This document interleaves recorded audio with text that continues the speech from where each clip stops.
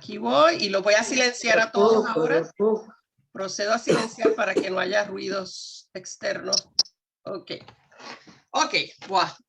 La clase pasada quedamos con, espérate que ahora no, siempre al principio no me quiere hacer caso. Ok, les dije que íbamos a empezar a hablar hoy sobre la batalla del Río de la Plata y sobre todo, sí, la batalla del Río de la Plata y las consecuencias y lo que pasó después acá en Uruguay.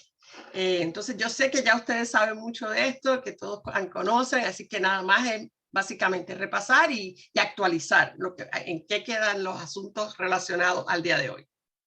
Esta batalla es la primera victoria aliada, porque es una de las primeras batallas, ¿verdad? Que los aliados como aliados, ya no estoy diciendo solamente Polonia, sino ya como aliados, una de las primeras, la batalla que enfrentan. Y ocurrió en diciembre del 39 en las costas, la batalla en realidad ocurre en las costas de Punta del Este, en esa área de Punta del Este. Ahí el acorazado era un acorazado de bolsillo, se llama acorazado de bolsillo porque era más pequeño que los acorazados regulares. ¿Y por qué era más pequeño? Porque se acuerdan, en el Tratado de Versalles había una restricción al tamaño de los buques que podía tener Alemania. Así que ese buque, por eso era un buque de menos de 10.000 toneladas. Esos son los que se llaman de bolsillo. Ese es el Graf Spee, que es el que va a terminar su vida acá en Montevideo, en el puerto de Montevideo. Estos acorazados de bolsillo eran solamente 3 que se habían construido, y este en particular tenía alrededor de 1.000 marineros que eran la tripulación. En la batalla participan también 9 barcos mercantes. Los barcos británicos que hacen la emboscada son el Ajax, el Aquiles y el Exeter, que hacen la emboscada al Graf Spee y lo atacan. Y bueno, entonces toda esa batalla, que dura alrededor de 1 hora, a cabo de la batalla, malherido, digamos, como si fuera una persona, el Graf Spee, que ha sido atacado fuertemente, entra al puerto de Montevideo buscando refugio de los buques ingleses que le estaban atacando, que le habían atacado en las costas de donde está Punta del Este. Cuando entra al puerto de Montevideo, se activa la Convención de la Haya, que le provee a todo barco que está en situación de emergencia parar en algún puerto, incluso si es un barco, ¿verdad?, que no sea necesariamente amigo de la nación. Simplemente es una convención que se hizo humanitaria para darles 72 horas para que o reparen el barco en las 72 horas, o si no se reparan, entonces el gobierno de ese país donde se refugiaron puede incautar ese barco y quedarse con el barco. Pero el problema es que el capitán, que lo ven ahí en la foto del centro, ahí lo ven con su tripulación, el capitán Hans Wilhelm Langsdorff, ya conocido como el Caballero de los Mares, le decían, se da cuenta cuando sus marinos hacen una inspección de los daños que necesitan al menos 2 semanas para reparar todos los daños. Así que no es una alternativa el quedarse y reparar. Tampoco quieren dejar que Uruguay incaute este barco, porque entonces tiene un montón de información sobre cómo se construyó ese barco. Además, en el barco hay información sensitiva sobre comunicaciones que van a tener que destruir antes de, o sea, tienen que destruirla, porque si no puede ir a manos del enemigo. Así que lo que se hace es que decide el capitán hundir el barco, ¿no?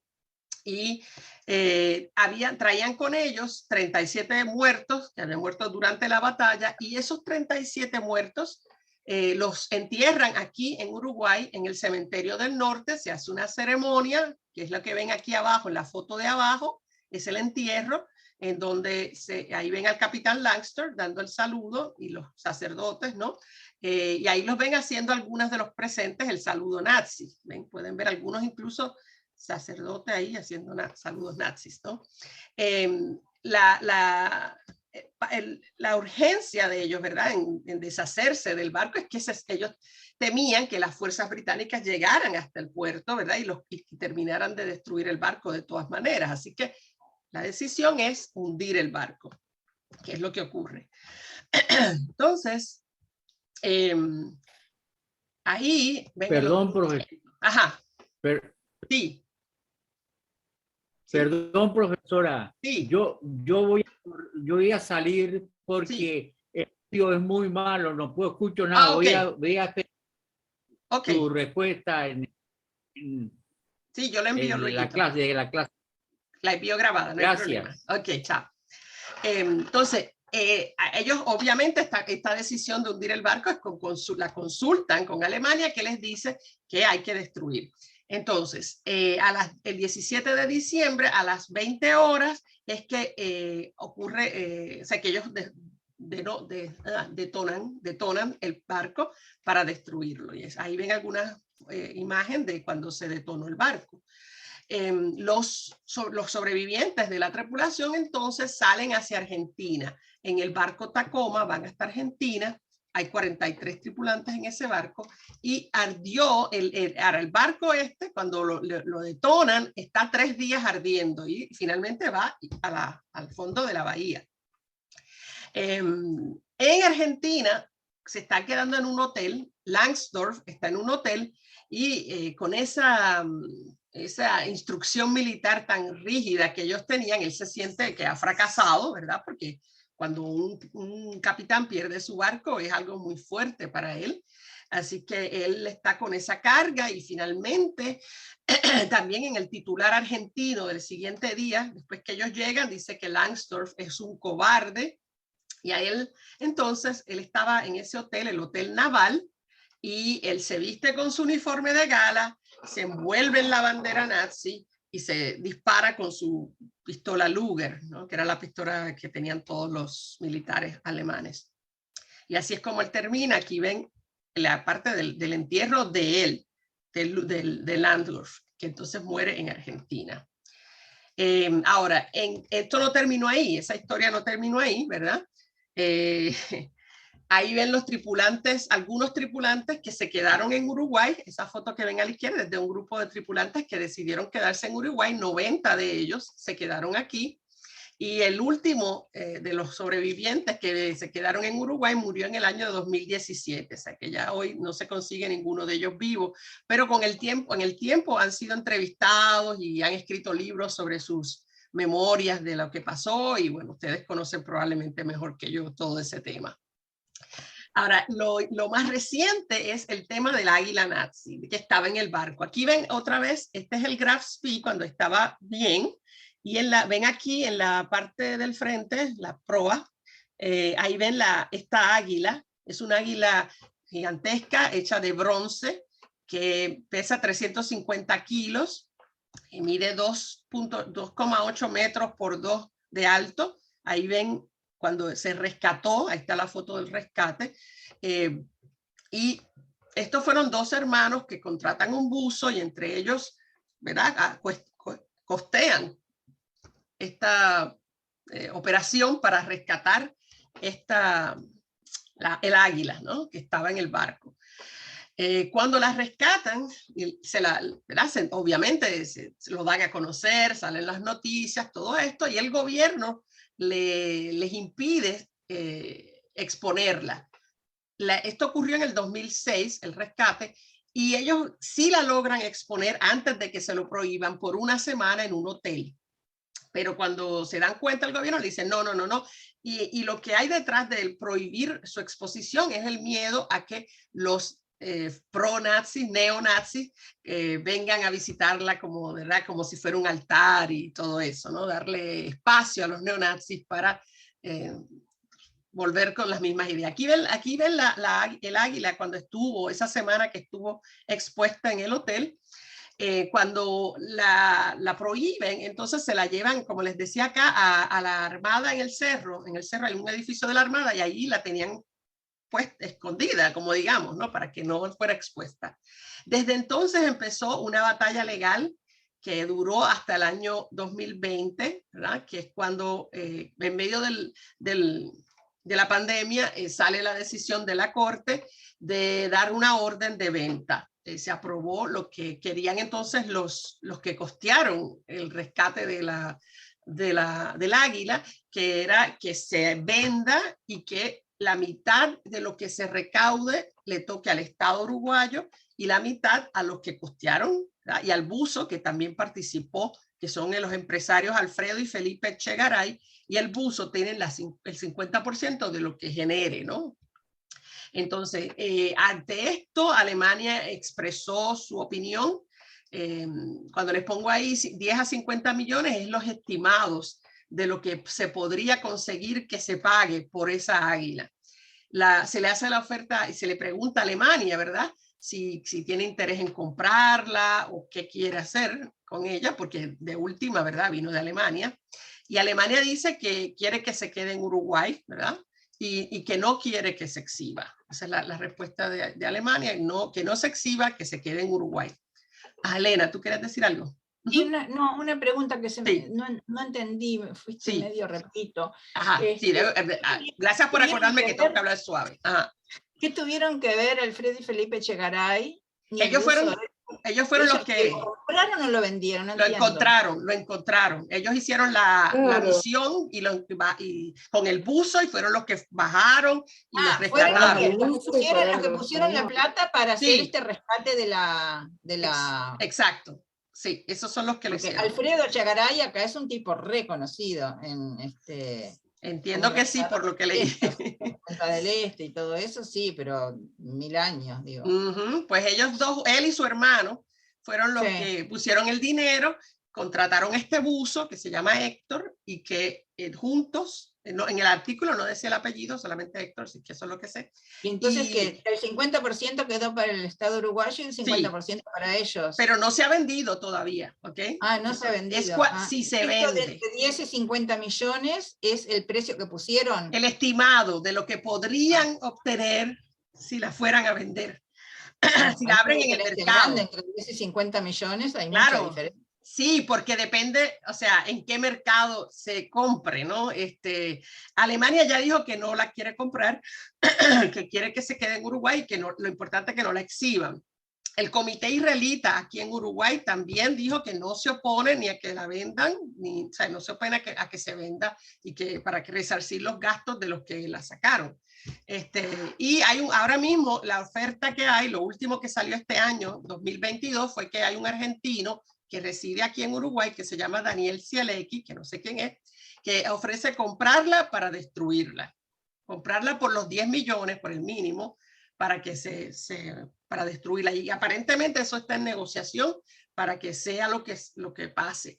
Porque los empresarios de Echegaray dicen, no, pero nos tienen que dar, o sea, nosotros invertimos y caramba, nosotros tenemos que hacer, algo tienen que darnos, ¿no?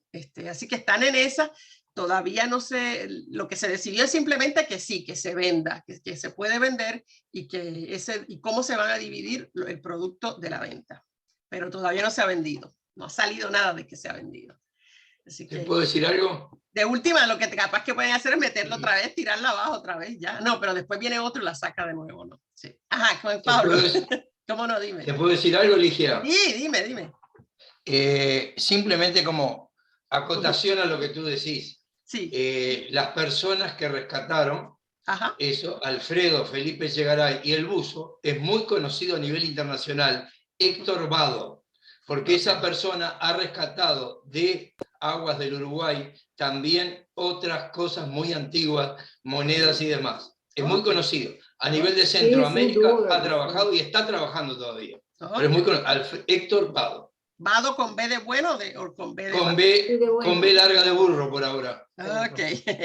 Y otra cosa que para el que se dedique a novelas policiales o cosas por el estilo, y que lo sepa escribir, por supuesto, estaría bueno.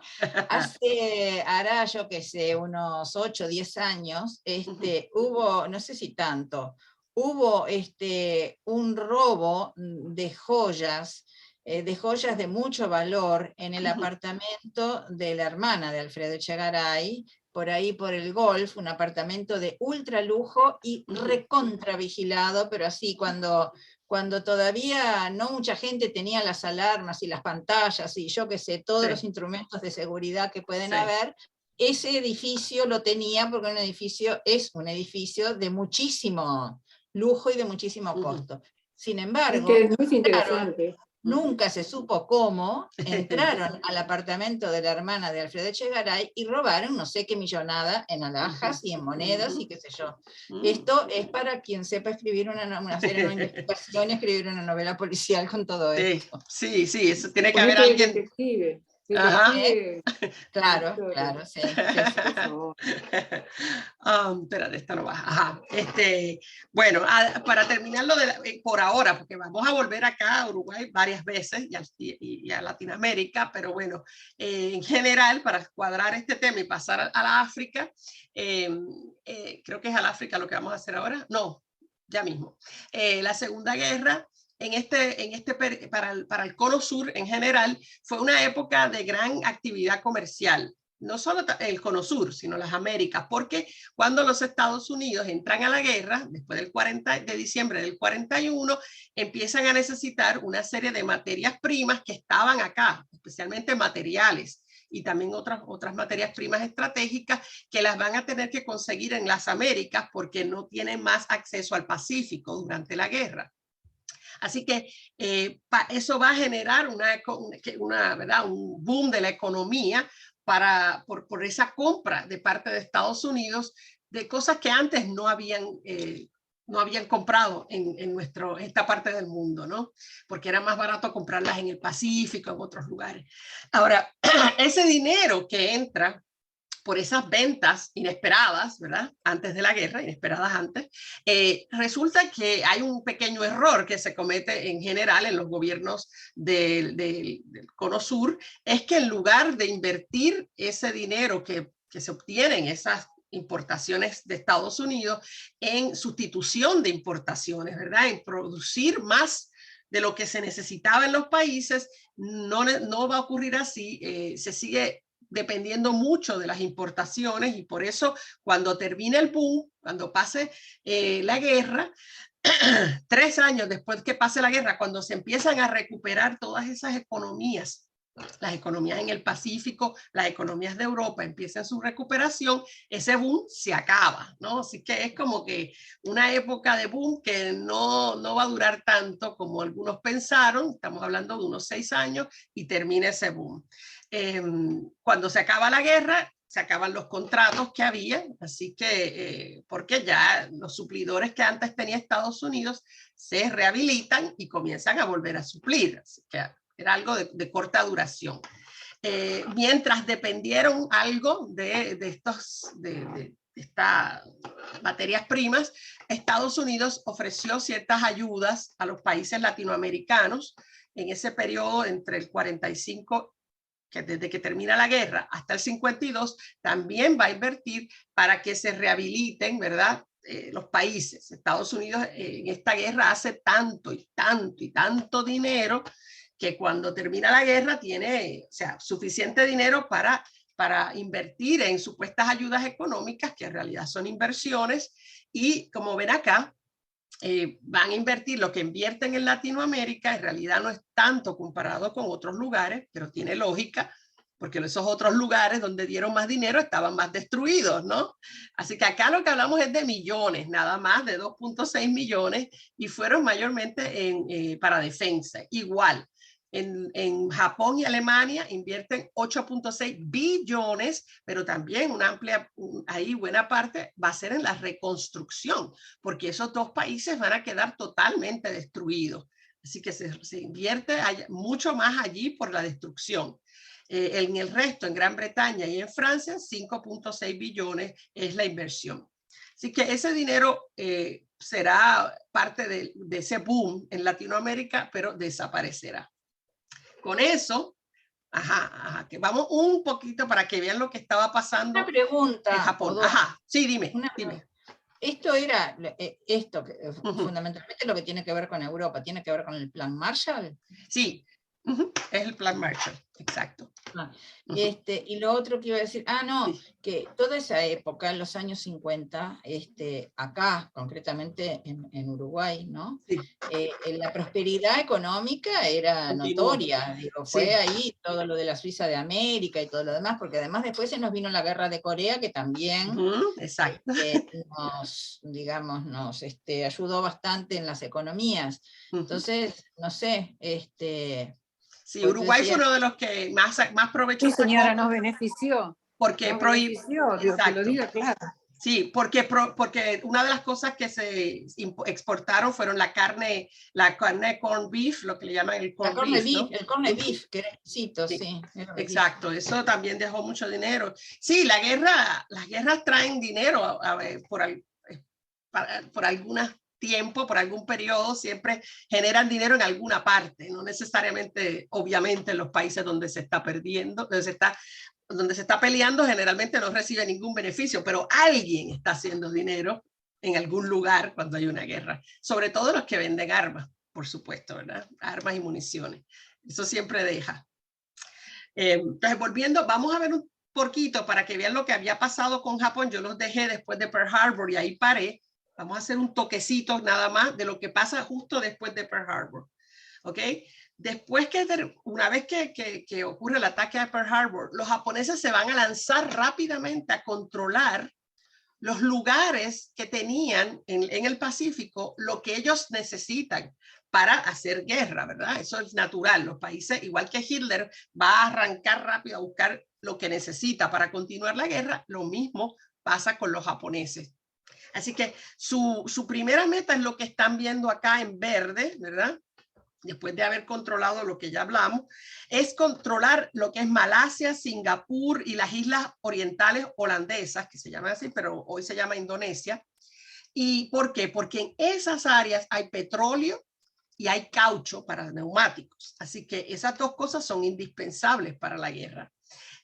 Por ejemplo, para que vean, Japón, yo les había dicho que consumía el 80% de su gasolina, ¿no? del petróleo, lo obtenía de Estados Unidos, pero Estados Unidos se lo había bloqueado desde antes del ataque a Pearl Harbor. Entonces, ahora siguen necesitando el mismo, ahora lo necesitan más que nunca, ¿verdad? Así que ellos tienen una pequeñísima cantidad de petróleo propia de Japón, unos 2,7 millones de barriles, que representaban en ese momento el 0,1%, como dicen ustedes, de la producción mundial. Eso no le da para nada. Sin embargo, si tú sumas a Manchuria, a Corea y Taiwán, pero ellos tienen ya las tres, Manchuria, Corea y Taiwán, le añades 2 millones más de barriles.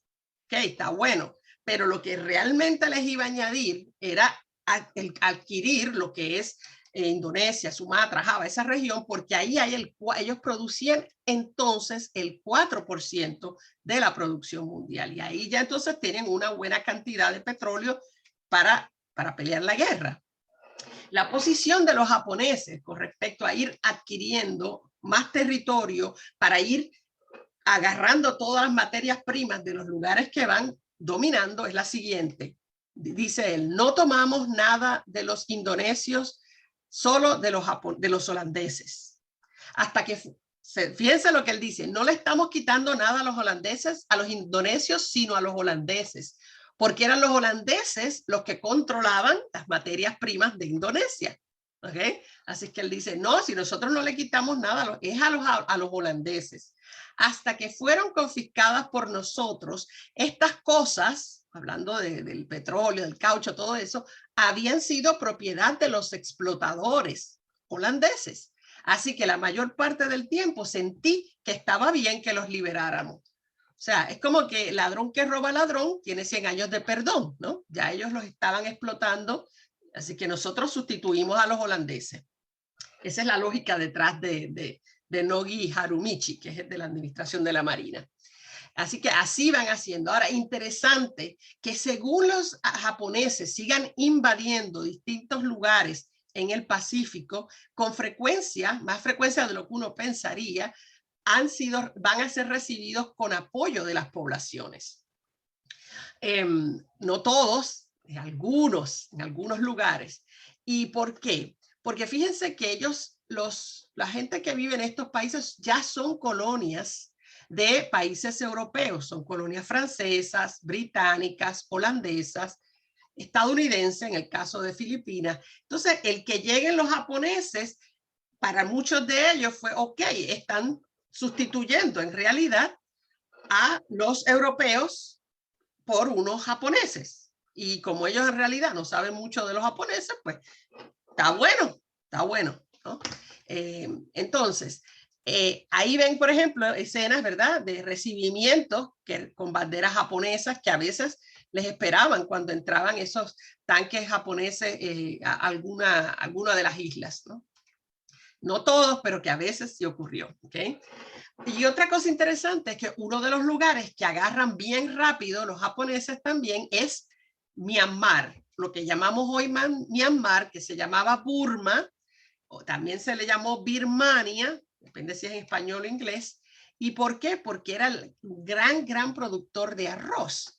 Y lo que comen los japoneses, los vietnamitas, en la guerra son bolas de arroz. Eso era lo que ellos cargaban con ellos en sus mochilas, eran bolas de arroz. Se sostienen prácticamente con arroz, ¿no? Así que esa tierra de Burma también había sido colonia de Gran Bretaña por mucho tiempo, pero en el 42, justo antes que la agarren los japoneses, les dan la independencia, Gran Bretaña. Cuando ven los movimientos que trae ya Japón, le dan la independencia, ¿verdad? Pero cuando Burma recibe su independencia, acaba de tenerla, o sea, no tiene la capacidad para protegerse. Tiene unos soldados, pero no están bien entrenados. O sea, es un país que está acabando de nacer como país. Los británicos se van, les dicen chao, son libres y pum, entran los japoneses. No logran controlarla toda, ¿verdad? Porque tampoco les interesaba controlarla toda. Ahora, fíjense la importancia de dónde está Burma, ¿ok? Porque los japoneses ya para entonces van controlando partes de China, Vietnam, que la ponen acá mal en el mapa, no, es que lo que pasa es que está en gris y no lo veía, ok. Vietnam, que es esta cosa larga, que es esta esquinita larga, ese gris está fatal. Camboya, Laos, eso era lo que los franceses le llamaban Indochina, ya lo controla, agarra Tailandia y agarra Burma. Ahora, ¿por qué es importante Burma? Porque Burma está entre la India y China, ¿ok? ¿Qué pasa? Que en la India quien gobierna son los británicos, que India es colonia británica. Y cuando se crean los aliados, como Gran Bretaña va a estar junto con Estados Unidos, ¿verdad? Desde India se empezaron a enviar ayudas en militares, alimentos y cosas así a China. Mucha de esa ayuda había sido pagada por Estados Unidos para que la envía de Estados Unidos para que los británicos en India la hagan pasar a China para que China se pueda defender de Japón. Esa es la lógica, ¿ok? Ahora, ¿qué pasa? Esta parte de arriba, lo más arriba que está aquí, el norte de Burma, es los Himalayas, ¿ok? Son montañas y montañas gigantescas. India usaba una carretera que estaba como que a esta altura, ¿ok? Para llevar los suministros a China. Pero cuando los japoneses entran, ahora les voy a mostrar, lo que ven aquí en rosado es lo que controlaban los japoneses, hasta esta parte rosada de acá, que es lo que separa a India de la China, excepto arriba, donde están los Himalayas, ¿ok? Como había que seguir mandando esa ayuda a la resistencia de China contra los japoneses, pues hay que crear una ruta por aire. Es la única manera ahora de ir que sea segura es por el aire, ¿sí? Y esos aviones van a tener que volar por encima de los Himalayas, considerado altamente peligroso, ¿ok? Así que esos viajes son famosos, hay películas sobre esos pilotos que hacían ese viaje como le decían ellos, la joroba, volando sobre la joroba, de hump, que es la joroba. Y ahí ven, por ejemplo, uno de esos aviones volando sobre lo que ellos le llamaban la joroba para llegar al otro lado y lanzar entonces en China la ayuda, las municiones, etcétera. Así que eso fue algo importante en la guerra, ¿no? Así que eso es parte de lo que está pasando en el Pacífico. Japón sigue controlando cada vez más y más islas. Acá les voy a mostrar en este mapa. Tengo dos mapas por si uno no lo ven clarito. Todo lo que ven dentro de esa línea verde, esa línea grande verde que marca todo así, todo lo que está ahí lo llega a controlar Japón durante el 1942. Todo eso en el 42. O sea, Manchuria ya habían invadido Manchuria, ya tenían Corea y ya tenían China, pero de ahí continúan controlando las Filipinas, que la ven acá, que es rápido. Lo primero que, después de Pearl Harbor, lo primero que van a agarrar es ese mismo, justo después del ataque a Pearl Harbor, en enero, ahí mismo se mudan a atacar las Filipinas. Pero ven que agarran todo, frente la Indochina, Tailandia, Burma, las islas que habían sido de Holanda, que son todas estas pequeñas islas, ¿sí? Así que ellos han agarrado y ya tienen un control de todo esto en poco tiempo. Lo que te dice que estaban bien preparados los japoneses. Por lo menos por un ratito van a tener un gran control. Aquí quizás lo ven más claro, lo ven en rojo, lo que estamos hablando que controlaba Japón para el 42. Así que son un imperio, ya eran imperio antes, porque ya tenían a Corea. Antes de la guerra solamente tenían a Corea y a Taiwán, que aquí le aparece como Formosa, porque se llamaba así por los portugueses antes. Pero ya ven que Japón, que es este grupito de islitas, ¿sí? Ya controla todo lo que ven en rojo acá para el año 42. Así que ya está en las costas de Australia, básicamente. Acá ven que agarra hasta Nueva Guinea, ¿no? Parte norte de Nueva Guinea. Está muy, muy cerca de Australia. Por eso Australia va a tener que entrar en la guerra, ¿no? También para protegerse. Así que ese es el 42. Y ahí los dejo con esa, están ganando. Los japoneses en el 42 están ganando. Les recuerdo, Estados Unidos entró en diciembre del 41. ¿Por qué todo ese 42 le dan ese espacio a Japón para ganar todo eso? Porque Estados Unidos no estaba la economía de Estados Unidos no era todavía economía de guerra. Recuerden que yo les dije, ellos tenían que primero lograr que la gente apoyara una guerra para entonces cambiar la economía y transformarla en economía de guerra.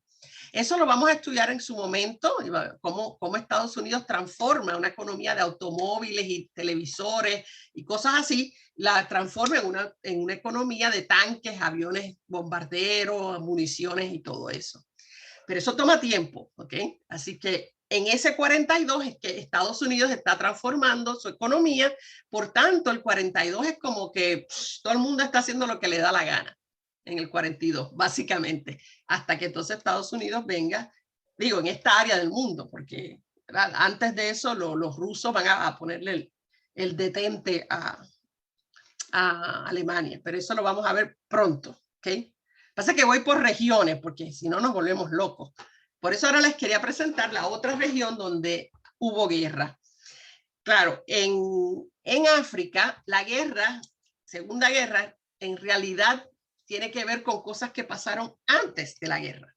Así que voy a decirles lo que pasó antes de la guerra. Yo les había dicho que Mussolini, cuando toma el control en los años 20, ya él trae la idea de restituir el imperio romano, el antiguo imperio romano, es su lógica, ¿no? La grandeza del imperio romano.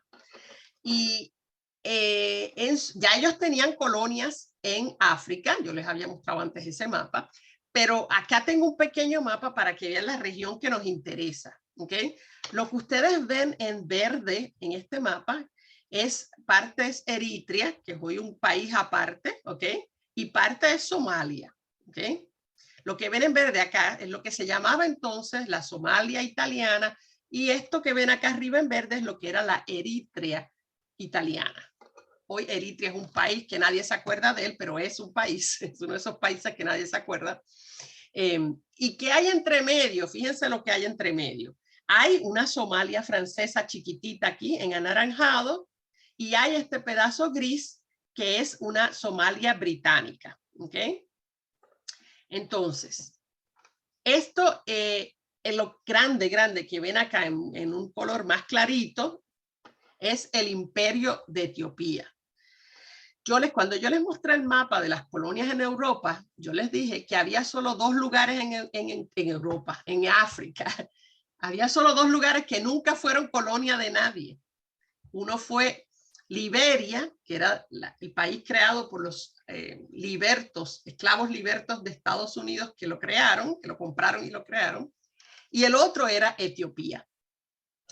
Etiopía nunca había sido invadida, no era colonia de nadie, nunca había sido colonia de nadie.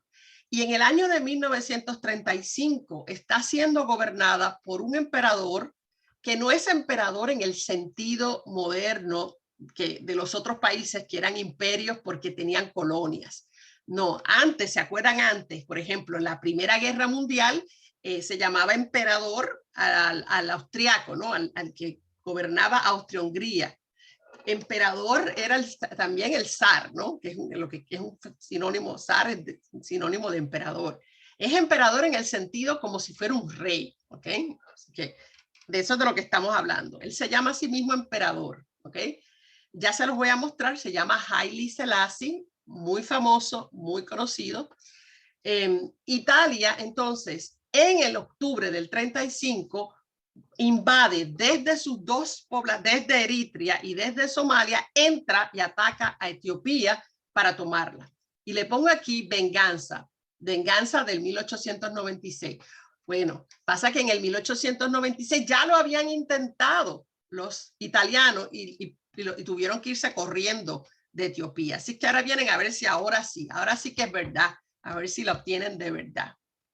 Cuando eso ocurre, y si fíjense que esto es 1935, Hitler está en el poder, Mussolini está en el poder, pero no hay Segunda Guerra todavía. La Segunda Guerra empieza en el 39, ¿okay? Entonces antes. Ellos entran, ¿verdad? Invaden Etiopía y los etíopes, pues, ¿qué van a hacer? Pues se defienden, ¿no? ¿Qué podían hacer? Y se defienden, pero llega un momento en que ya no se pueden defender más. Acá les había puesto, es en octubre que entran y la defensa dura hasta mayo. En mayo terminan por rendirse porque tienen que rendirse. Ya mismo les muestro cómo pelearon. Es una guerra, como les pongo acá, de lanzas contra tanques. Ahí ven cómo peleaban. Fíjense, incluso cómo están vestidos los soldados etiopíes. O sea, es muy primitiva su manera de defenderse comparado con la manera de ataque que tenían los Mussolini, los italianos. El 5 de mayo se rinden y el 10 de mayo el emperador Haile Selassie se va, abandona el país, abandona Etiopía y se exila a Europa. Y entonces él ahí va justamente ante la Sociedad de las Naciones, que era lo que era antes como las Naciones Unidas, y se reunían en Ginebra, y él se presenta y da un discurso muy importante, cuya frase más que resuena más es: hoy somos nosotros, mañana serán ustedes. Él estaba pidiendo ayuda de las naciones, de la Sociedad de las Naciones, ¿no? Y él les dice: hoy somos nosotros, mañana serán ustedes, y nadie les hizo caso, y tenía toda la razón. La Sociedad de las Naciones lo único que va a hacer después de su discurso es un embargo comercial de poco impacto, o sea que los dejan. Para efectos de los etíopes, los dejaron que se fastidiaran, resuelvan como puedan, no recibieron ayuda alguna. Aquí les voy a mostrar cuando él va a dar ese discurso. Noten que cuando él trata de hablar, y él lo va a hacer en el idioma Amharic, que es un idioma nacional de Etiopía, que él habla inglés, pero él quiso hacerlo en Amharic. Cuando él hable, van a notar que empieza la gente a gritar y a gritar para que no pueda hablar, a insultarlo, Para mantener el orden, apagan la luz, siguen la después prenden la luz, sigue la gritería, apagan la luz, sigue la gritería. Bueno, hasta que tienen que desalojar del recinto donde se estaban reuniendo las Naciones Unidas a los que estaban haciendo el escándalo para que él pueda hablar. Aquí se los voy a mostrar para que vean la poca recepción que tuvo el pobre Haile Selassie. Ok, voy a ponerle aquí un poquito para que lo vean. Our country has taken, waiting for his first words. Ahí va a empezar. Monsieur le Président, Monsieur le...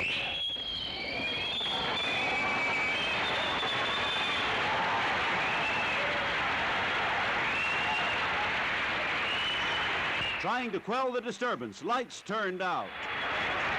Apaga la luz. Again, lights out. Vuelven y apagan la luz. Disturbers ejected, arrested, and he is able to make his appeal. Entonces, የሚገባውን ትክክለኛ ፍርድ ለመጠየቅ ዛሬ በዚህ ቀርቤያለሁ። ምክንያቱም ወታደሮቹ no entendemos ni pío, así que... ነፋስ እስኪወስደው ድረስ መበታተኑን ስላወቁበት ነው። Y ahí termina. An ovation, yes, but he gets no help.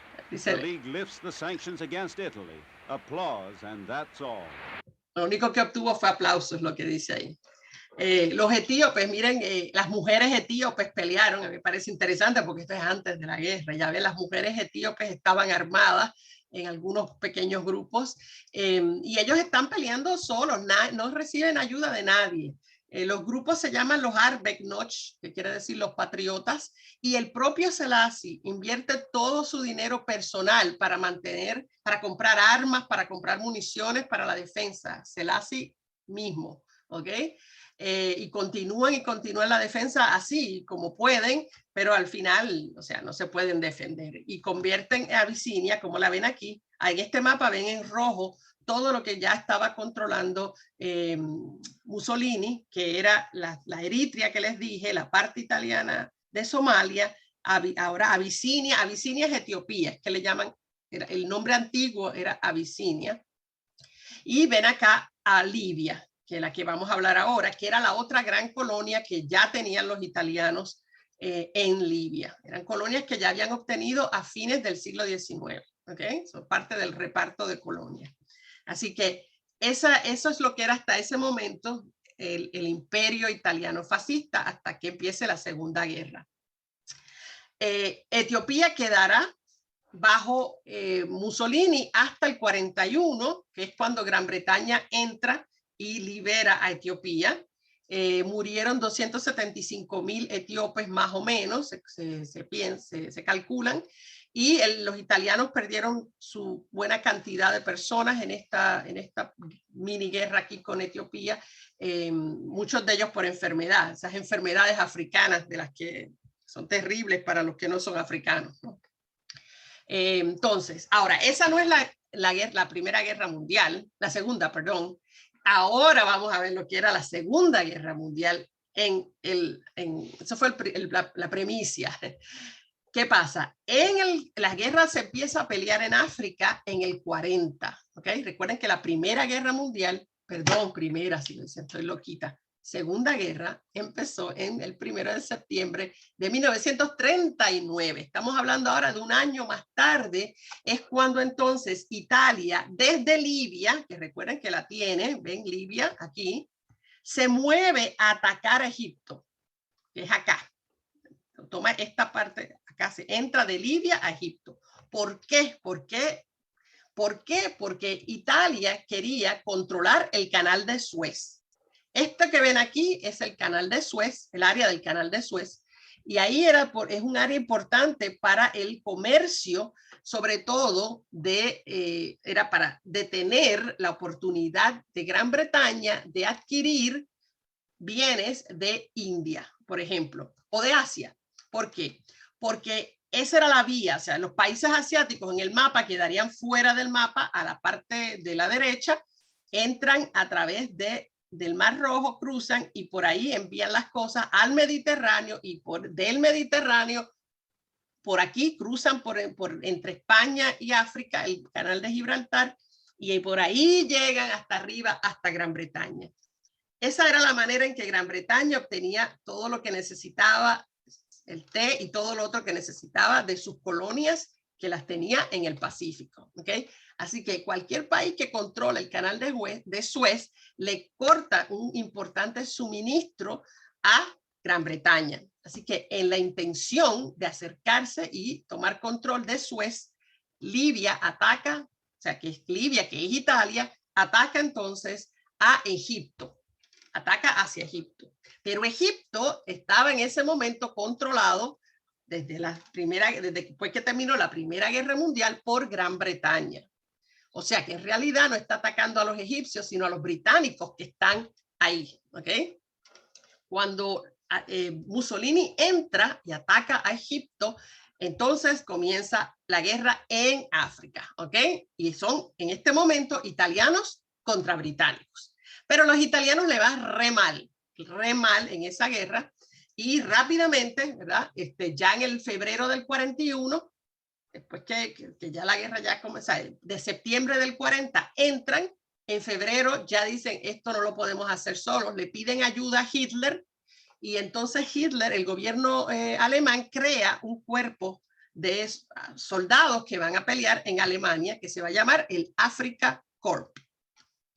Entonces, hasta ahí va a seguir la guerra de Libia con Egipto, ¿no? ¿Comandado por quién el Afrika Korps? Rommel, es Erwin Rommel. Ya mismo se los voy a enseñar a Erwin Rommel. Así que eso se va a pelear desde ahí, pero se va a extender a las colonias francesas, que ya mismo se las muestro en el mapa. Aquí en este mapa lo ven mejor. Aquí ven, la guerra es entre Libia, que la ven aquí abajo, que tiene la cosa nazi, ¿no? Tienen la suástica aquí, y Egipto acá, lo ven que tiene la parte británica, ¿sí? Y esto otro que queda acá arriba, la parte norte, el resto del norte de África era Tunisia o Túnez, Algeria en inglés, sería Argelia, diríamos en español, Argelia, y Marruecos, las tres eran colonias francesas. Pero para este momento ya los británicos, ya los alemanes habían invadido Francia y recuerden que los alemanes están en el norte, gobiernan directamente el norte de Francia, pero el sur, que era Vichy, se llama Vichy, ese gobierno es simpatiza, pero supuestamente no es directamente los nazis, es simpatizante. Yo sé que estas cosas son complicadas, pero por eso voy a lo más esencial nada más. Ahora, quiero que lo vean entonces. Libia ataca a Egipto. Pero ¿qué pasa? Que desde acá lo que está a la espalda son apoyos, ¿verdad? En ese momento, Libia, Mussolini atacó a Egipto, después llama a los alemanes que van a atacar también, atacando a Egipto. La guerra es entre Libia y Egipto, que en realidad es Italia y Alemania contra Gran Bretaña, pero los alemanes se sienten tranquilos porque ¿quién tienen detrás en las espaldas? Pues tienen a Túnez, Algeria y Marruecos que son simpáticos con ellos, son Vichy. ¿Okay? Y ustedes me dirán, ¿y de abajo? ¿Qué había abajo? Pues abajo está el Sahara. Eso no es una gran preocupación. Lo que hay abajo es el desierto del Sahara. Así que lo que importa en este plan que vamos a hablar es el norte solamente. Así que ese es el plan. Entonces, ¿qué ocurre? Cuando Mussolini no logra, ¿verdad? Controlar, le pide la ayuda y entran los Afrika Korps, eso es en enero del 41, febrero, entran todos, lo forman en enero y entran en febrero y están bajo Erwin Rommel, ¿ok? Esa operación de los Afrika Korps empieza en febrero del 41 y termina en mayo del 43. Ya mismo voy a explicarles cómo. Este es Erwin Rommel, el que le llamaban el zorro del desierto, le decían. Es el comandante de los Afrika Korps. Ahí ven la insignia. Esta es la insignia de los Afrika Korps de Alemania, ven, con una palmera. Y esta guerra es muy, muy difícil de pelear. Ya mismo les explico. En las fuerzas británicas, quien comanda es el famoso general Bernard Montgomery, que le llamaban Monty. ¿Okay? Ahí ven los soldados británicos que pelearon en esa guerra. Ahora, lo que va a ocurrir, ¿cómo termina todo? Para ir sin entrar en mucho detalle. Bueno, los americanos entonces, los estadounidenses, organizan lo que se llamó Operación Torch o Operación Antorcha, que es la invasión por parte de soldados canadienses, ahí hay canadienses, hay estadounidenses, y entran a todo eso que ven las rayitas azulitas. Esa es la invasión. Entran directamente a Marruecos, entran a Argelia y entran a Túnez.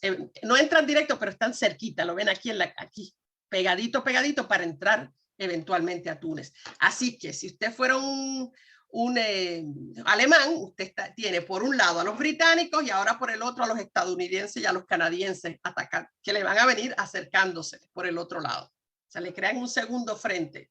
Nunca es bueno tener un segundo frente, ¿no? Así que cuando eso ocurre, Alemania inmediatamente dice, estos malditos de Vichy, cuando empieza la invasión, se van a rendir, vamos a controlar toda Alemania, toda Francia. Y ahí entonces ahí es cuando los alemanes agarran toda Francia, porque no confían, y tenían razón para no confiar, porque efectivamente los franceses se van a rendir a los estadounidenses y a los canadienses que entraron, ¿no? Entonces, la guerra continúa. Esos estadounidenses que invaden, que entran en mayo del 42, están dirigidos por el general Dwight D. Eisenhower, que en ese momento no era muy conocido. De hecho, muchos estadounidenses dijeron, esto es un error, ¿cómo van a mandar a ese tipo? Ese tipo nunca ha estado en una guerra, lo cual es cierto, él se había graduado de las academias de guerra, pero nunca había peleado en una guerra. Y los estadounidenses, ese tipo no sabe nada. Pues sí sabía y sí funcionó. Lo que hicieron funcionó. Tuvieron sus exabruptos, pero funcionó. Y ahí ven cuando entran los estadounidenses en ese desembarco. Ahora, lo que les quería llamar la atención es cómo se pelea esta guerra en el desierto. Yo no sé si ustedes conocen, pero en el desierto hay unas arañas que son así de grandes, una cosa espectacular. Eso sin contar con los otros problemas del desierto. Como es una guerra, déjame si tengo una foto aquí. Fíjense lo que es el panorama.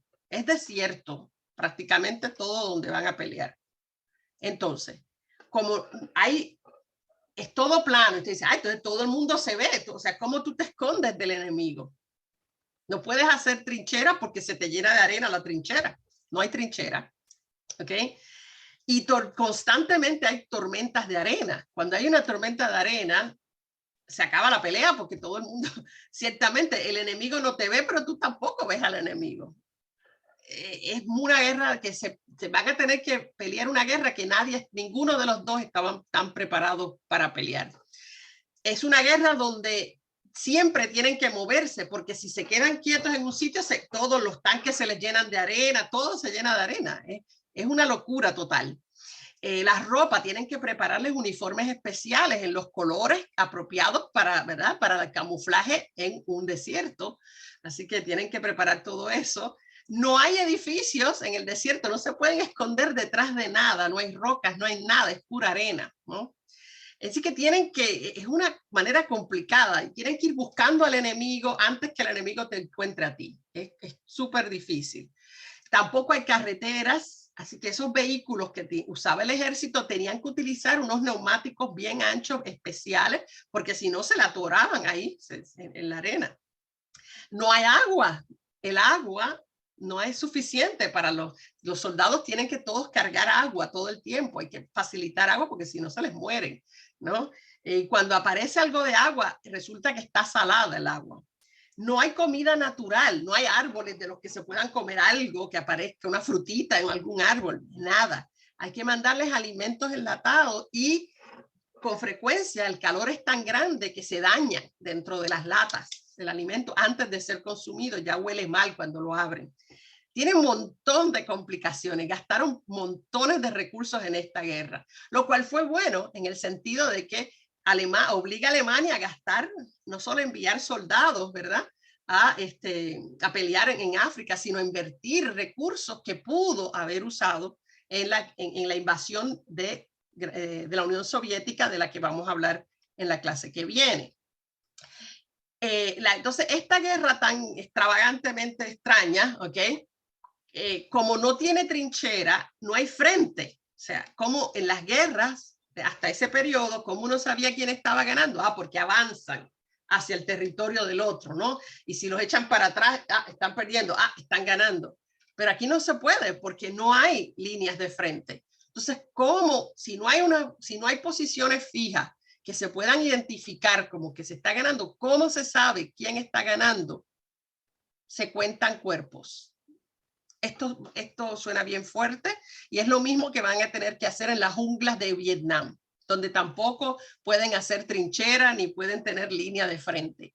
Cada día salen a tratar de matar tantos como puedan del enemigo antes que el enemigo los mate a ellos. Es una guerra muy difícil de pelear en ese sentido porque ¿cómo tú mantienes la moral de los soldados cuando ven que su grupo siguen más muertos y a veces no saben cuántos muertos tiene el otro? Estás peleando y tú tratas de que no mueran muchos del tuyo, pero no sabes cuántos mataste del otro lado. Re complicado. Es una guerra psicológicamente muy compleja de pelear, muy compleja. Fíjense que así como se ve la guerra, ¿no? Ahí, los tanques están totalmente expuestos ahí. O sea, protegen, pero están expuestos también. Miren lo que en vez de trinchera, cuando pelean como estilo trinchera, en realidad están expuestos totalmente y la visibilidad se ve afectada por la arena, ¿no? Sé que también los ojos, se les irritan los ojos con esa arena entrando, las armas, se le mete la arena dentro de las armas y afectan su funcionamiento, o sea, es muy, muy complicada. Ahí ven, por ejemplo, que en ocasiones usaron la caballería porque eran... O sea, sí están expuestos los caballos también, pero se trató incluso de usar eso, la caballería, para pelear.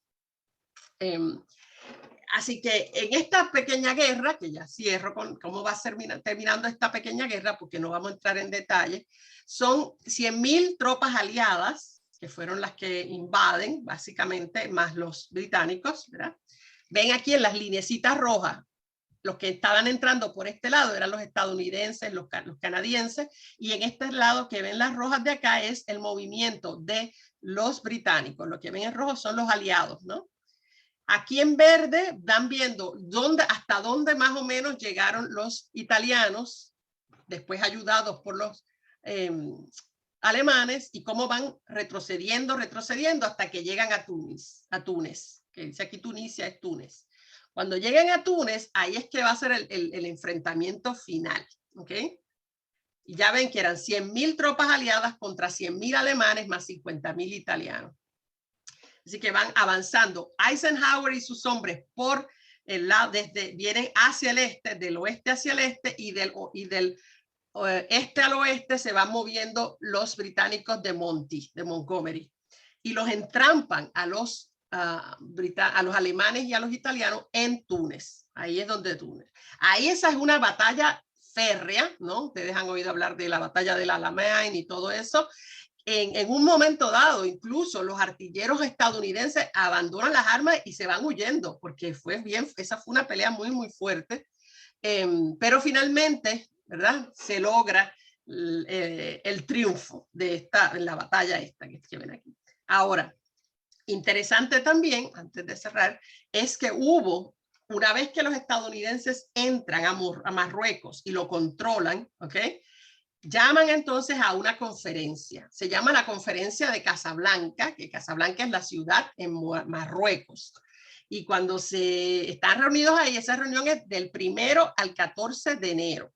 Ya ven que todo eso que yo le mostré así tan rápidamente va desde el 1941 finales hasta el 1943. Cuando están reunidos ahí, miren quiénes están reunidos, miren qué interesante. Ahí estaba Churchill, lo ven ahí, a Churchill. Ven a Charles de Gaulle. Charles de Gaulle no quería ir a la reunión porque él no confía ni en Churchill ni en Roosevelt, pero lo tenían que invitar porque están en Marruecos, que era colonia francesa, ¿no? Era lo menos que podían hacer.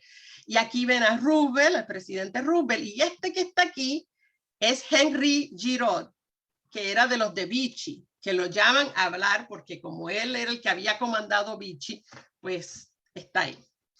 Stalin no está.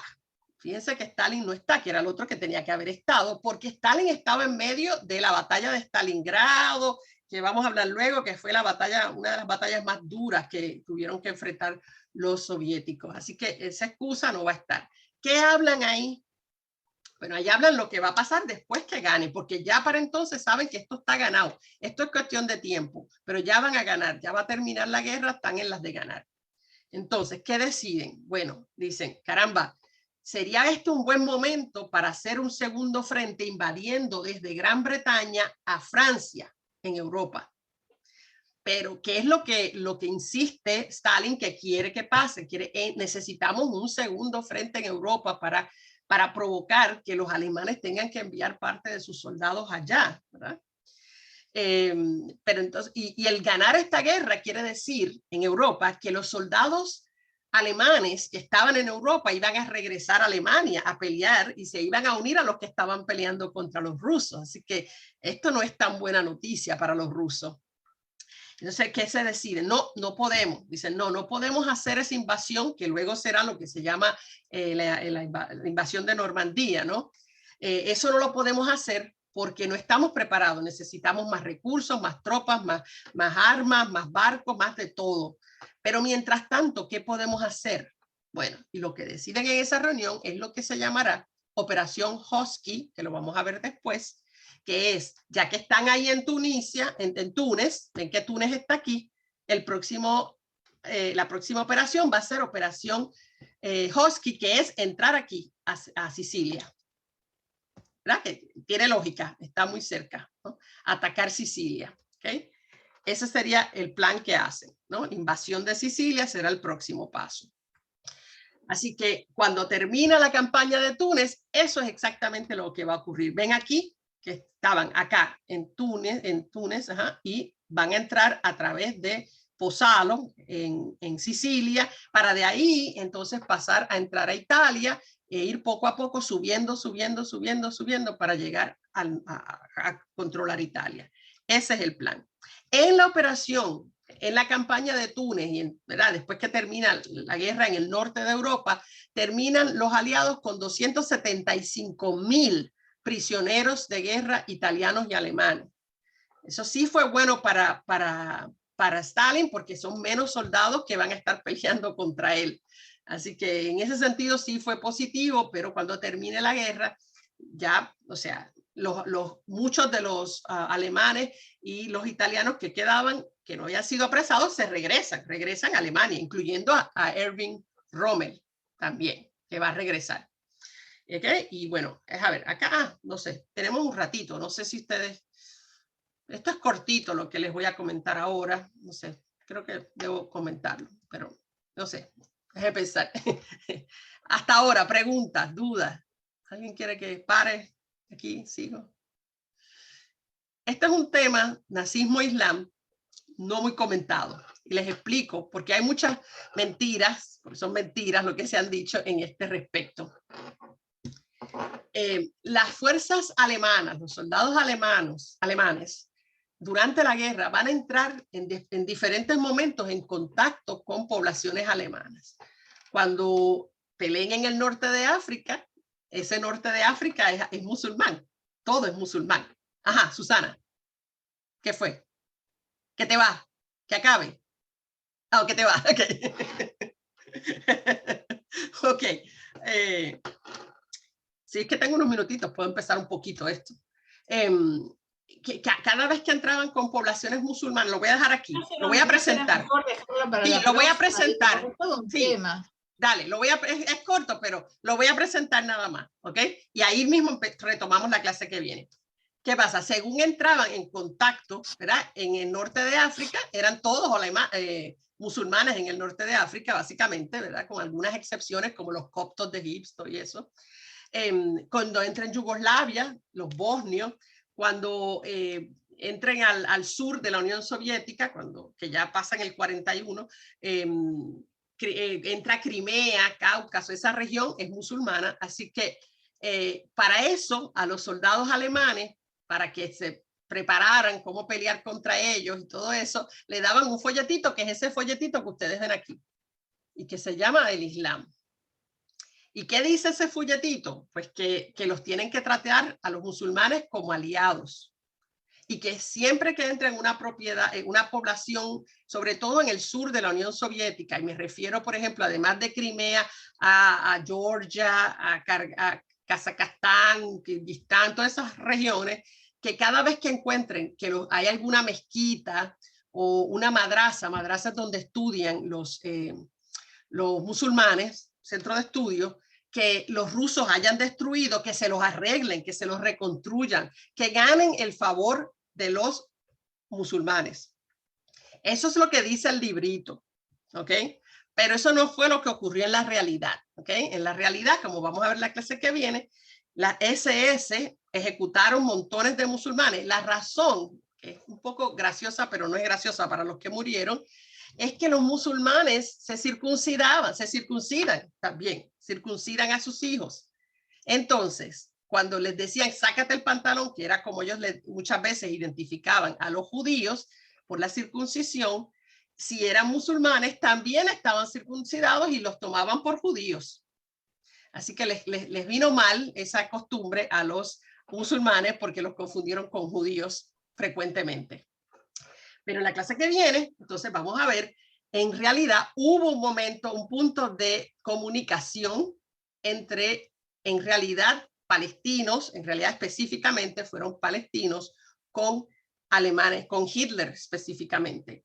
Pero en realidad Hitler hizo lo que siempre hacía, que fue engañarlos, tomarles el pelo y utilizarlos, como siempre hizo con todo el mundo. Así que la clase que viene vamos a discutir eso, cómo fue que se dio ese encuentro, físicamente un encuentro entre un líder palestino y Hitler, y qué fue lo que pasó a raíz de ese encuentro. Y lo dejamos ahí hasta hoy, así que la clase que viene tomamos de nuevo el tema. Es un tema pequeño, pero siempre lo traigo porque se ha hablado mucho y se le ha sacado punta y punta a la bendita foto de Hitler con el mufti de Jerusalén, que en realidad lo que no es que eran un apoyo real, como vamos a ver, fue un truco de Hitler, un truco publicitario también sacar esa foto para ganarse el favor de los musulmanes. Pero lo vamos a ver mejor en la clase que viene. Así que hasta ahora, hasta aquí, ahora podemos hablar de preguntas, dudas, de algo que comenté. Estas cosas yo sé que a nosotras, por lo menos a mujeres como yo, no nos interesan tanto porque esos temas de guerra son como que, no sé, estrategia y eso. A mí no me llama mucho la atención. Mujeres como yo no nos llama mucho la atención, pero hay que hablarlo porque hay que entender los movimientos de la guerra, ¿no? Así que, aunque sea por encima, los vamos tocando. Fíjense que les di en un ratito todo lo que fue la guerra en África, norte de África, que es mucho más complejo que eso, por supuesto. Pero bueno, les iba a comentar, espérate, algo que no les comenté. De Haile Selassie. Capaz que ustedes han oído, pero no sé, porque es de Caribe el tema. Y acá no se habla mucho del Caribe, pero Haile Selassie, los que conocen, ¿saben lo que son los Rastafarias? No. Por lo menos los han visto en las películas, a lo mejor no saben qué son. Bob Marley. ¿Saben quién es Bob Marley? El músico Bob Marley. Sí.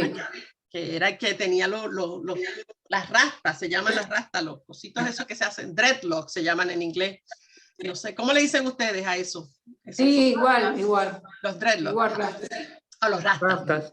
Entonces, eso es una religión que se llama rastafarianismo.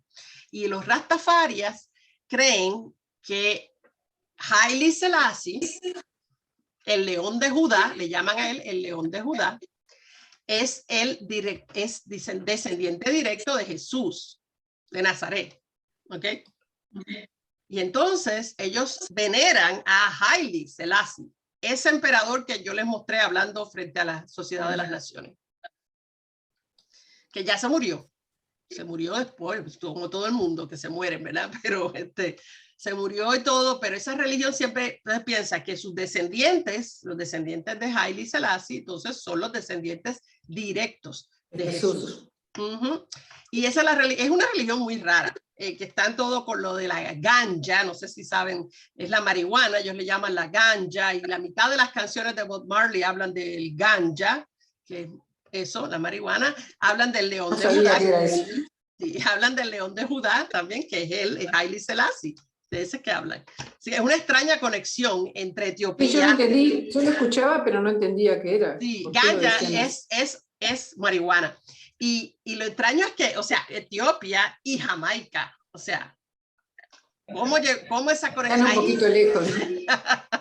Pero claro, es la población negra de Jamaica que sí siente la conexión con África, por supuesto, ¿no? Sin duda. Así que por ahí sí tiene sentido. Todo llega. Pero eso a mí me parece muy interesante, ¿no? Esa Claro, creo que sí. Y los que han seguido a Bob Marley probablemente no conocen cuál es esa relación. Pero Es un gusto. Ajá, sí. Hay un culto a Bob Marley, es cierto. Sí, sin duda. Sí, ese es ese personaje. Y Rommel, Erwin Rommel, ¿verdad? También ustedes seguramente lo han visto. Hay películas sobre Erwin Rommel. Ese es el que le falta el ojo, ¿verdad? Es que estoy confundida entre él y el otro. No, él no es el que le falta el ojo. No. El otro, ese es el... Ajá, olvídense de que dije que le falta el ojo. Rommel, después que él pierde eso en África, ¿verdad? Él se va de nuevo y él es un héroe en Alemania, sigue siendo un héroe, a pesar de que perdieron, ¿no? Pero él sigue siendo un héroe en Alemania y luego él estaba cuando entran por Normandía, los aliados, él va a estar cerca, pero su esposa la estaban operando y él se fue de Normandía, pero él estaba a cargo de la defensa de Normandía, pero no estaba ahí. Él entra después que ya entraron los aliados. Y entonces, luego, ustedes saben que vamos a hablar luego de que, ustedes seguramente vieron las películas, de que va a haber otro atentado muy grande contra Hitler, que una bomba, ¿verdad? Y ha habido muchas películas sobre eso. Y en ese atentado se dice que él sabía que iba a haber el atentado, o sea que él era uno de los conspiradores contra Hitler. Cuando sale esa noticia, después del atentado, van a donde él y le dicen, bueno, usted tiene dos alternativas. O usted se suicida o le damos una ayudita. Y él se suicidó. Y ahí es que él muere, suicidado. Pero en la prensa alemana no dicen ni lo uno ni lo otro. Dicen que él murió en batalla. Él murió con honores en batalla. Porque él era un héroe y el pueblo lo quería. Y si le decían que se suicidó, imagínense. Definitivamente imposible. Y pues nada, dicen que la única manera honrosa estrategias para se murió en batalla. Hay una película que trata todo eso. No recuerdo el nombre. Pero... Valkyria, Operación Valkyria, ¿es que se llama? Sí. Operación Valkyria, pero lo vamos a ver luego. Pero hay otra que habla. Hay otra que habla específicamente del suicidio de Rommel. No, esa no la conozco, esa película no la conozco. Voy a buscar a ver si la encuentro. No recuerdo bien cómo es el nombre, pero... Digo, nos estamos adelantando porque esto yo lo voy a hablar luego, porque esto es cuando hablemos de ese atentado contra Hitler. Pero para que sepan, esa estrategia era muy común en las guerras, ¿verdad? Cuando hay un líder muy apreciado y muere de alguna forma que no sea muy de héroe, se publica que fue como un héroe, ¿no? Sí, murió en batalla, y va a pasar años que después nos enteran, no, fue que se suicidó. Lo mismo va a ser cuando... Pero mientras tanto se traga la píldora, ¿no? Claro. Es que es propaganda, cuando hay guerra la propaganda es lo que manda, ¿no? Por ejemplo, Hitler, cuando Hitler se suicida igual, va a ser muerto en batalla, él muere en batalla, no se le va a decir al pueblo que murió. Y fueron unos días que duró esa mentira. Al pueblo no se le decía cuando Hitler se mató. No que se suicidó. Él murió en la defensa de Berlín. Así es como se presenta. Claro, se entroniza más. Siempre, eso olvídate, eso va a pasar. Y yo creo que les había dicho, pero si no se los recuerdo, que el presidente Roosevelt de Estados Unidos estaba paralítico. Ese hombre llegó a la Casa Blanca en silla de ruedas. Pero nadie lo sabía. En Estados Unidos nadie lo supo. Nadie. Claro, hasta después que acabó la guerra. O sea, ya muerto él y todo, porque él muere en el 44. Después que él se muere, todavía sigue la guerra y por tanto nadie va a saber que él estaba paralítico hasta después que termine la guerra.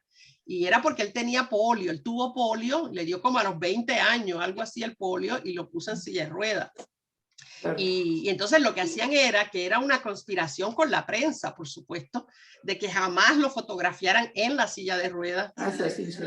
Y cuando él iba a dar un discurso, lo levantaban, porque él sí se podía aguantar paradito, lo que no podía era caminar. Lo ponían en el podio y él se agarra, tú lo notas en los discursos, él está agarrándose del podio para hablar. Porque si no se agarra del podio, se cae. Entonces, ahí la prensa lo retrata mientras habla y apagan las cámaras para que lo saquen y lo pongan en la silla de ruedas. Así que fue toda una conspiración, porque cuando él entró en la presidencia era la Gran Depresión económica, ¿no? Imagínense, si el pueblo de Estados Unidos le decía, bueno, ustedes acaban de escoger un presidente que tiene un impedimento físico, imagínate, los estadounidenses no toleran los impedimentos físicos bien, la gente pierde su valor, ¡plup! Así que la gente iba a decir, nos fastidiamos, olvídate, se acabó de fastidiar esto con ese presidente paralítico. No fue así, ¿ves? Pero el prejuicio hubiera provocado la falta de fe de la gente, y para evitarlo entonces tuvieron que mentir. Cosas interesantes. Sí, esas cosas pasan. Claro, a nosotros nos llegó que estaba paralítico, digo, pero en Estados Unidos no, por lo menos si les llegó acá durante la guerra, Estados Unidos no. No, yo no.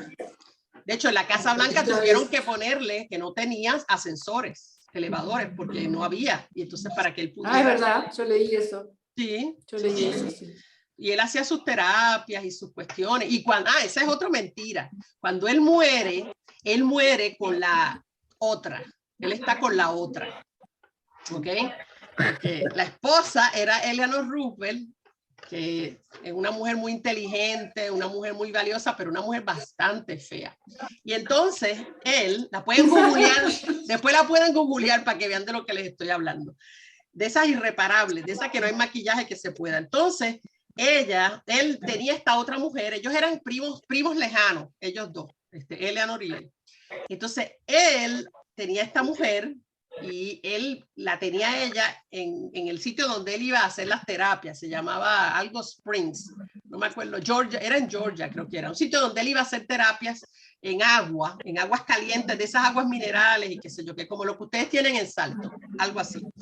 Entonces él estaba ahí y en esa casa es que él le da el derrame cerebral y caput, se muere ahí. Entonces, ¿qué hacen? Pues tienen que inmediatamente sacarlo de ahí antes de anunciar que de su muerte. Lo sacan de ahí, lo llevan a la Casa Blanca y ahí es que anuncian que se murió. ¿Se murió que ahogado? No, un derrame cerebral. Un ACV. Un ACV. Ay, pobrecito. Pero vieron como siempre. La historia cómo es. ¿Qué disfraz? Tienen que hacerlo, pero en el momento se considera estratégicamente importante y bueno, hay que después que se sabe.